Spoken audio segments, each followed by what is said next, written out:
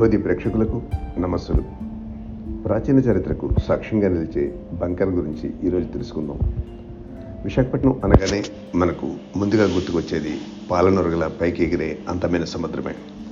ఈ సముద్రం ఎన్నో రహస్యాల్ని తన అంతర్గర్భంలో దాచుకుంది. కాలక్రమంలో ఒక్కొక్కటిగా వాటి గుట్టుని విప్పుతుంది. తాజాగా విశాఖ నగరంలో ప్రాచీన చరిత్రకు సాక్ష్యంగా నిలిచే బంకర్ ఒకటి ఆర్కే బీచ్లో ప్రత్యక్షమైంది. ఇప్పుడు విశాఖపట్నంలో ఇదే హాట్ టాపిక్గా మారింది. రెండో ప్రపంచ యుద్ధ కాలంలో శత్రువులపై దాడి కోసం నిర్మించిన ఈ బంకర్లు చాలా వరకు విశాఖ తీరంలోనే ఉన్నాయి.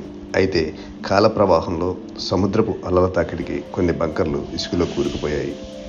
శత్రువులపై దాడి చేసేందుకు సైనికులు ఈ బంకర్లను నిర్మించుకుని అక్కడి నుంచి దాడులకు దిగేవారని చరిత్రకారులు చెబుతుంటారు. కేవలం రెండవ ప్రపంచ యుద్ధ సమయంలోనే కాదు, రాతయుగంలో కూడా విశాఖలో నాగరికత ఉన్నట్లు చరిత్రకారులు చెబుతున్నారు. భూమిలో రహస్యంగా కట్టుకునే గదులు, ఇళ్లనే బంకర్లు అంటారని అందరికీ తెలుసు. అయితే నలుగురికి సరిపడే స్థాయి నుంచి పదుల సంఖ్యలో తలదాచుకోవడానికి వీలుగా ఈ బంకర్లు నిర్మించుకుంటారు. అత్యవసర పరిస్థితుల్లో వాడుకోవడానికి మందులు, ఫస్ట్ ఎయిడ్ కిట్స్, నీళ్లు, ఆహారం వంటి వాటిని బంకర్లో ఎప్పటికప్పుడు సిద్ధంగా ఉంచేవారు.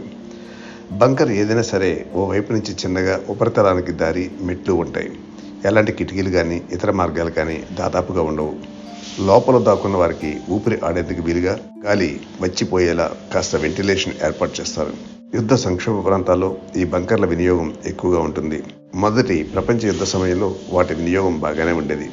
ఆ తర్వాత రెండో ప్రపంచ యుద్ధ కాలంలో వైమానిక దాడుల కారణంగా బంకర్ల వాడకం విపరీతంగా పెరిగింది. ఓసారి విశాఖ హార్బర్పై జపాన్ బాంబు దాడి చేసిందని చరిత్ర చెబుతుండటంతో ఈ బంకర్ అప్పటిదే అయి ఉండొచ్చని అధికారులు భావిస్తున్నారు.